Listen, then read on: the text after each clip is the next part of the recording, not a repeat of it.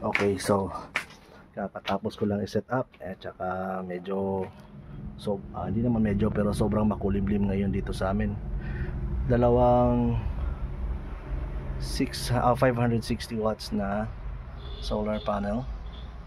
Tapos medyo magulo pa yung wiring kasi kakatapos ko lang to i-set up. Kailangan ko pa to ayusin bukas yung wiring nito. Ito naman yung battery. Dalawang 280 amps na LiFePO4. Yan. So ito, yan 1.70 lang. Yung isa naman 1.95 amps lang.